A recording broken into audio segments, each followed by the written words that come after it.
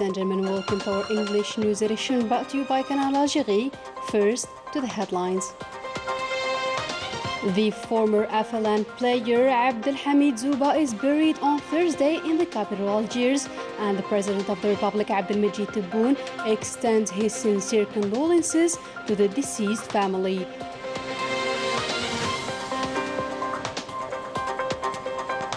The COVID-19 measures have been extended by the government starting from this Friday, while schools are to be reopened next Sunday.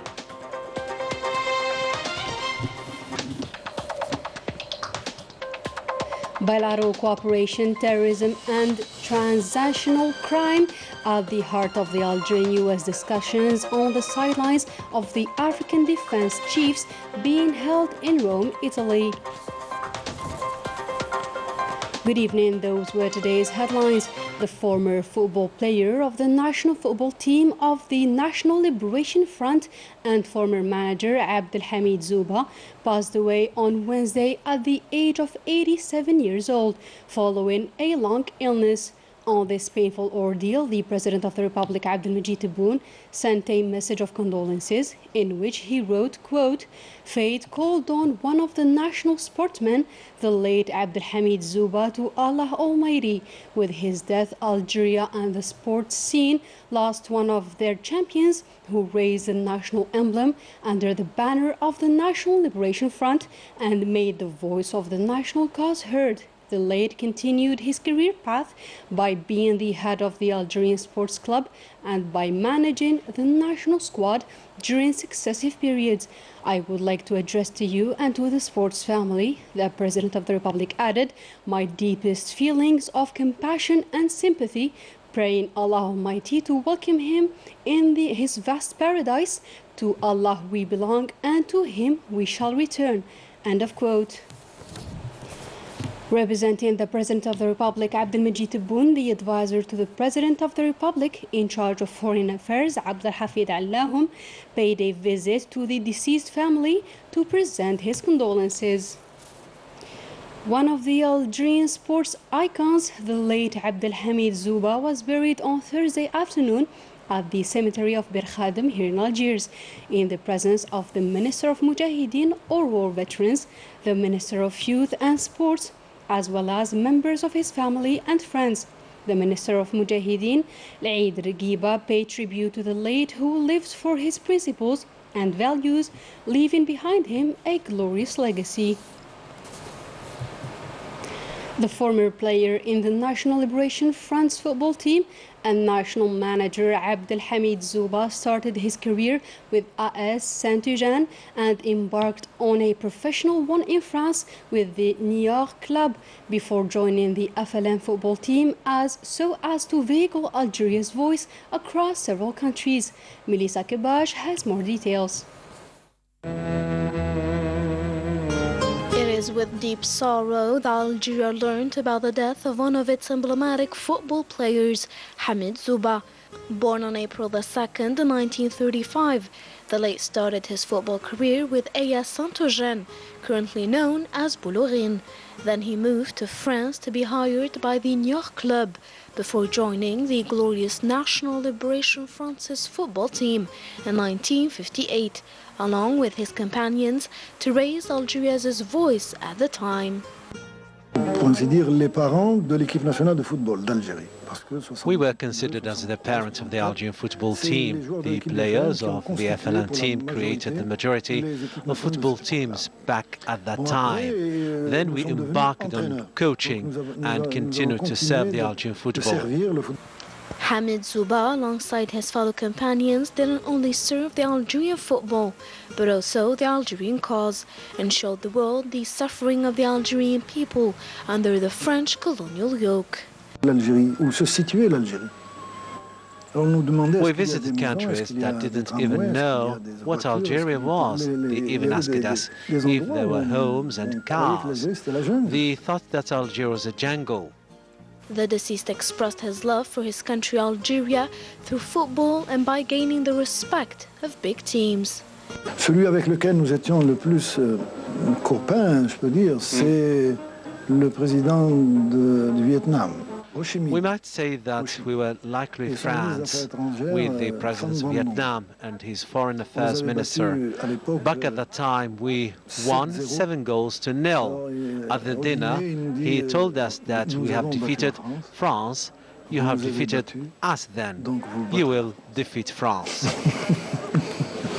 Algeria will never forget this football figure who carried the voice of his country across several countries. The name of Hamid Zouba will be forever engraved in the national memory. Following the instructions of the President of the Republic, Abdelmajid Tebboune, and after consulting the scientific committee in charge of monitoring the evolution of the coronavirus pandemic and the health authorities, the Prime Minister, Minister of Finance, Ayman bin Abdurrahman, decided the following measures to be implemented for the management of the health crisis related to the COVID-19 pandemic at the level of the national education sector. First, the extension of the current protection and prevention measures as for Friday, February 4th, 2022. Second, the lifting of the school closure measure as for Sunday, February 6th, 2022, in compliance with the health protocol adopted by the Scientific Committee and the acceleration of the vaccination of the national education personnel. The government recalled that during this fourth wave, Algeria recorded its highest figures since the outbreak of the pandemic. It also called on the citizens to back the national efforts meant to fight this worldwide pandemic, not only by respecting the health protocol, but also by getting vaccinated. The government also decided to implement with all the required severity the measures of closing of establishments, spaces and places where any infringement of the preventive measures are noticed. Moving on to COVID-19 updates in Algeria. During the last 24 hours, 951 new confirmed cases of coronavirus, 694 recoveries, and 14 deaths have been recorded, according to the Health Ministry. In these times of coronavirus pandemic, the scarcity of some medications is very noticeable, as is the case with Lovenox, an essential anti-medication for COVID patients. This medicine witnesses a severe shortage throughout the country, Ines Kalou reports. Lovenox, an essential blood thinner treatment in the COVID-19 protocol, is in short supply during every wave of the coronavirus, a cruel fact observed in the capital pharmacies. It is not available in pharmacies. This is a situation that makes me really sad. It is the distributors who stock this drug at their level, and this impacted the availability of this medication. Teams are mobilized on the ground to ensure that the distribution of medicines runs smoothly to put an end to speculation. At first, we give them a warning, then the sanction may lead to temporary closure and the withdrawal of the operating license. This factory specialized in the production of generic medicines and manufactures blood thinners, a production unit that meets the needs of the national drug market. This growth in the consumption of this medicine has caused a disruption. Thanks to national production, we have been able to reach 20 million units. In order to cope with the shortage of Lovenox and other medicines, putting the pharmaceutical sector in order is an absolute and even vital emergency. In Serif province, Eastern Algeria laboratories have launched screening campaigns for the benefit of citizens. These tests are carried in a record time with a low cost to the great delight of citizens. Ines Kalou. Specialized in the manufacture of medicines, these laboratories located in Serif province are involved in a very good way in the fight against COVID-19. By putting on the market rapid tests for the detection of the coronavirus, the results of which are obtained in 15 minutes. There are about 190 employees working in this diagnostic unit of our laboratories. In addition to the manufacture of blood glucose test strips, this unit is also specialized in the manufacture of antigenic and serological tests for COVID-19. لتست أنتيجينيك سيرولوجيك تاع الكوفيد 19 طاقتنا الإنتاجية وصلت إلى ما يقارب. We have a daily production capacity of 20,000 antigenic and serological tests and have recently obtained approval for my Precisio, which will be affordable for those with limited funds. سعر في متناول الجميع. Sensitive products subject to strict quality controls in order to guarantee consumers tests that meet the standards in this field and which would enable these laboratories to conquer the international markets.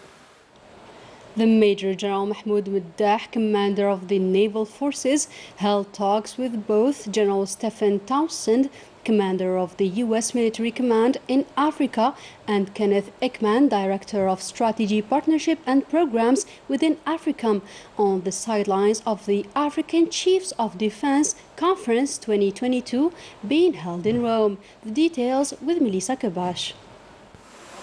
On the sidelines of the proceedings of the African Chiefs of Defense Conference 2022, which brought together the Chiefs of Staff of the African continent's countries and U.S. Military Command in Africa, AFRICOM, the Major General Mahmoud Maddah, commander of the Naval Forces, held talks with the commander of the U.S. Military Command in Africa, General Stephen Townsend, to whom he transmitted the greetings of the Chief of Staff of the National People's Army, Lieutenant General Said Shangriha, and his gratitude for his invitation to take part in this important Congress.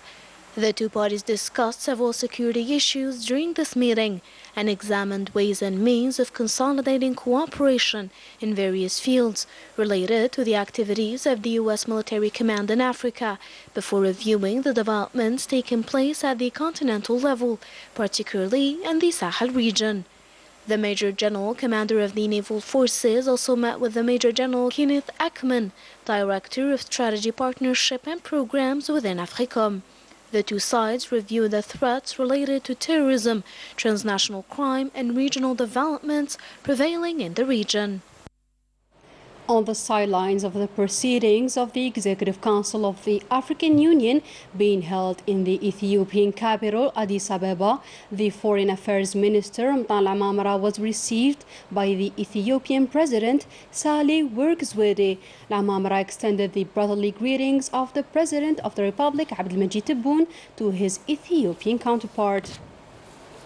The Sahrawi President Brahim Ghali said that the legitimate struggle of his people will continue despite the sacrifices, recalling that the only solution to this conflict is the implementation of the United Nations Charter and the decisions of the African Union, notably those related to the independence of the colonized countries and peoples, as well as the respect of the borders set at independence.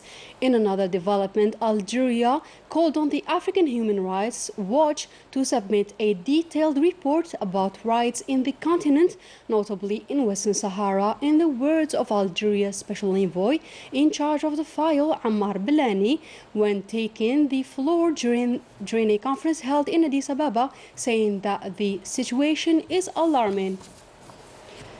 On Thursday, the Arab League welcomed the report published by Amnesty International, a report in which this non-governmental organization denounced the cruel system of apartheid practiced by the Zionist occupation authorities against Palestinian people.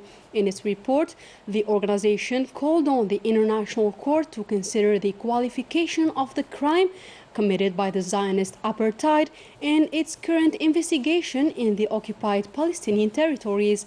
Amnesty said that massive seizures of Palestinian goods and properties, illegal killings, forced deportation, drastic movement restrictions all constitute a system that can be characterized as apartheid under international law. Always in occupied Palestine, more precisely in the capital Al-Quds, where dozens of Zionist settlers carried incursions into the Al-Aqsa Mosque under the protection of the Zionist occupation police, reports the Palestinian news agency. The Islamic Waqf in occupied Al-Quds has repeatedly qualified the Zionist settlers' series of violations against Al-Aqsa as provocative without any intervention of the international community. The Egyptian national team progressed to the final game of the African Cup of Nations tournament being held in Cameroon after defeating the home team on penalty shootout 3-1. They will be facing Senegal in the final. That was it for our today's news. Thank you for tuning in and goodbye.